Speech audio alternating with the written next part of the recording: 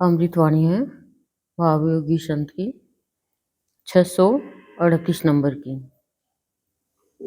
सुना था अनहद की ध्वनि, सुना था अनहद की ध्वनि, दुनिया को भुला देती है, दुनिया को भुला देती है। भक्तों की भावमयी वाणी ने तो, भक्तों की भावमयी वाणी ने तो अरूप का रूप दिखलाया।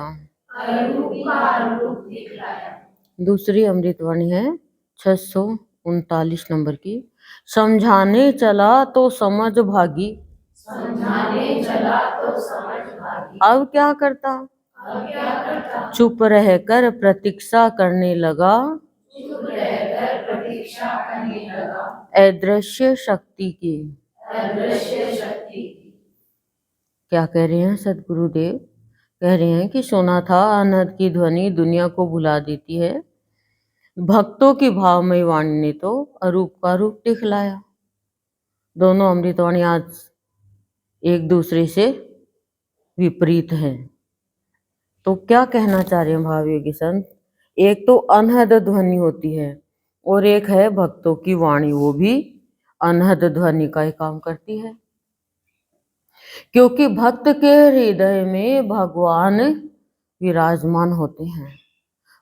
होते सभी के हृदय में है, ऐसा नहीं है कि भक्त के हृदय में ही होते हैं क्या, लेकिन भक्तों के हृदय में भगवान प्रत्यक्ष रूप में प्रतिष्ठित होते हैं। जैसे अभी भगवान राम हम देखेंगे त्रेता में आए तो सशरीर आए, उसके बाद में उनकी मूर्तियां बनाने लग गए। द्वापर में भगवान कृष्ण आए, वो सशरीर थे, फिर उनके मूर्तियां बनाने लग गए। हमारे सदगुरुदेव हमारे बाबा सशरीर आए, अब उनकी मूर्तियां बनाने लग गए। तो सशरीर क्या है? रूप धारण करके आना।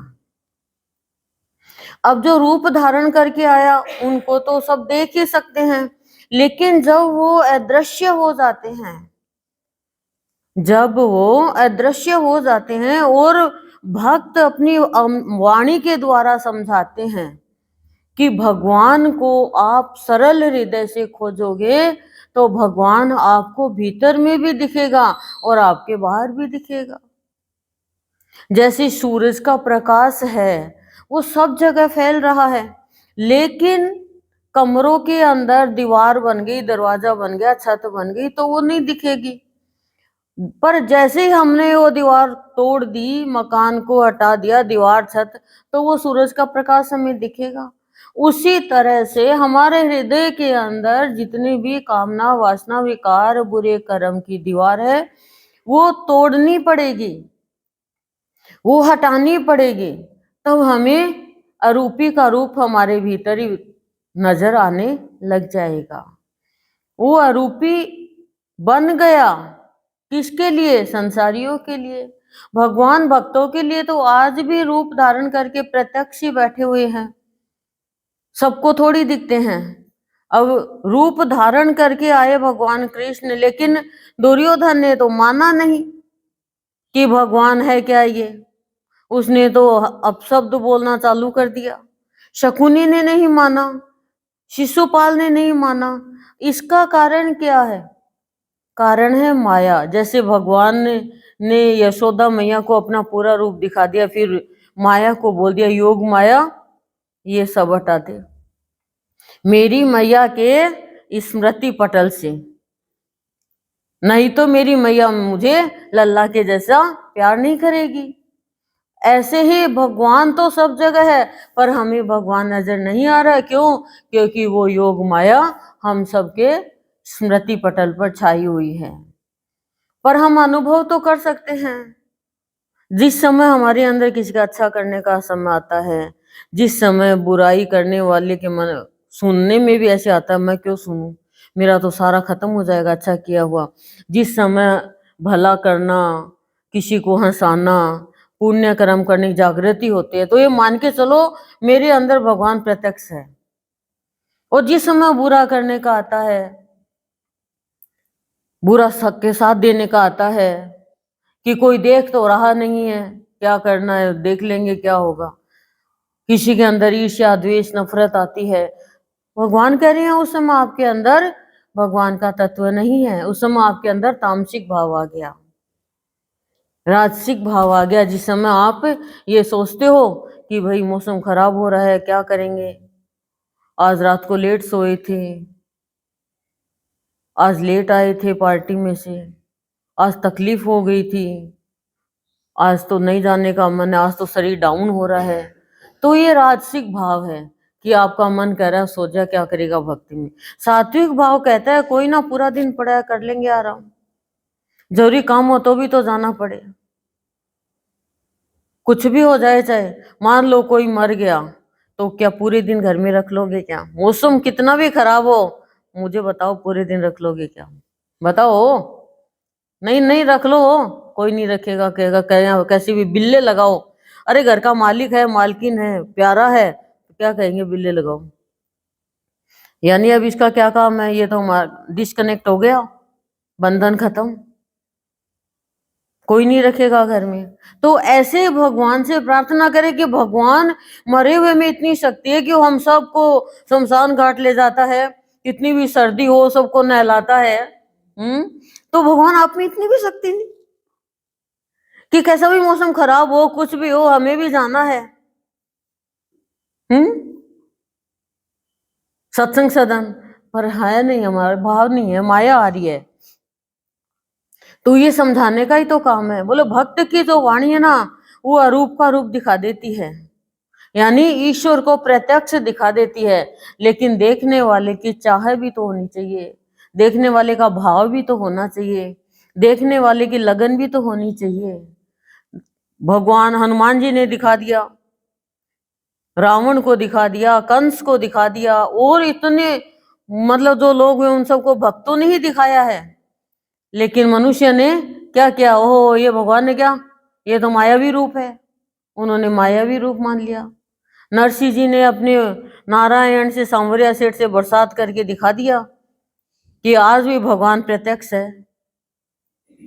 तो कह रही हैं कि संत कह रहे हैं मैंने इतना लोगों को समझाया, इतना कहा, ऐसे तो संत ही समझाते हैं, भगवान संतों को ही भेजते हैं समझाने के लिए कि संत समझाए, भगवान तो उद्धार करते हैं सिर्फ। तो कह रही है इतना समझाया लेकिन नहीं समझे लोग, क्यों? क्यों? उन्हें तो माया चाहिए, खाली संसार चाहिए, वो समझ, जिनको समझना है वो समझ जाए, और जो समझ कर भी ना समझ बना हुआ है वो एंड में खाली पछताता है। भगवान का रूप समझे, भगवान का भाव समझे, भगवान की लीला समझे, यही तो समझने की चीज है। बाकी तो बहुत बात समझ लेते हो आप, पढ़ाई टीचर समझा देगी, दुनियादारी की बातें दुनियादारी समझा देगी, सकारात्मकता को भी नकारात्मकता में बदल के समझा देगी, लेकिन जीवन के बारे में तो संत ही समझाते हैं कि जीवन में खुशियां कैसे मिलेगी।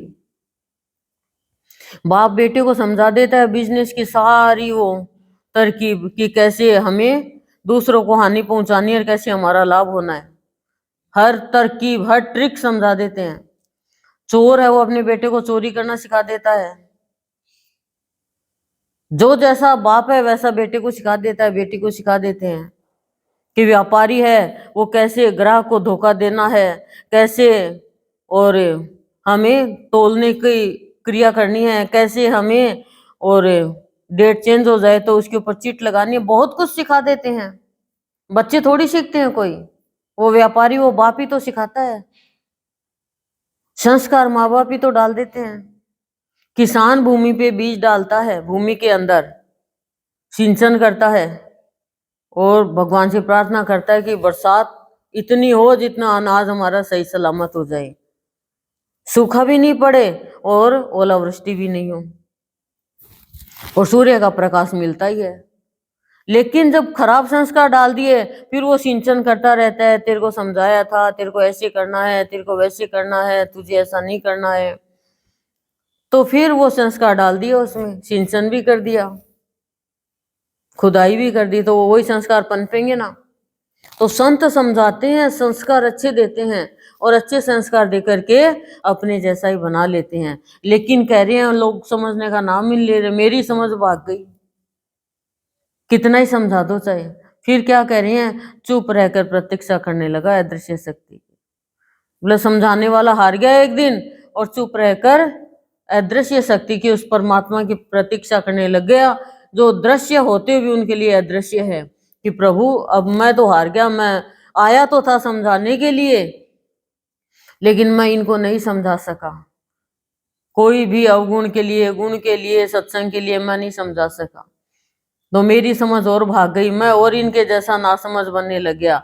तो मैं तो अब तुम्हारी प्रतीक्षा कर रहा हूं कि कब आपकी कृपा होगी, कब ये दुनियादारी वाले लोग समझेंगे अपने जीवन को, समय की कीमत करेंगे और आने के कारण को समझेंगे और अपने रास्ते को समझेंगे। संत कितना ही समझा दो चाहे, लेकिन जब तक प्राणी खुद नहीं चाहेगा वो नहीं समझेगा। संत कह सकते हैं, करना तो आपको ही पड़ेगा ना, करना तो आपको ही पड़ेगा।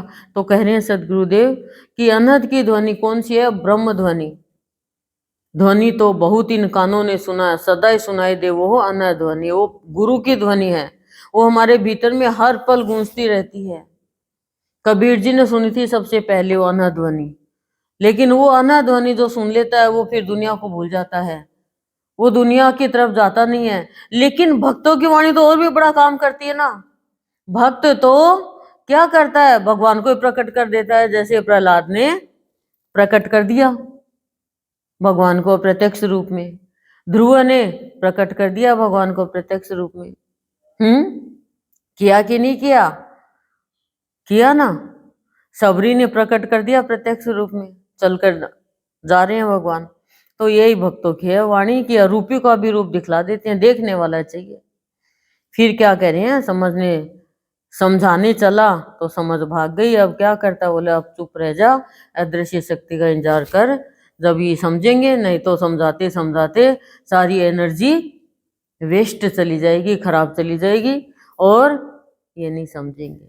ओम शांति ही शांति ही शांति प्रशांत।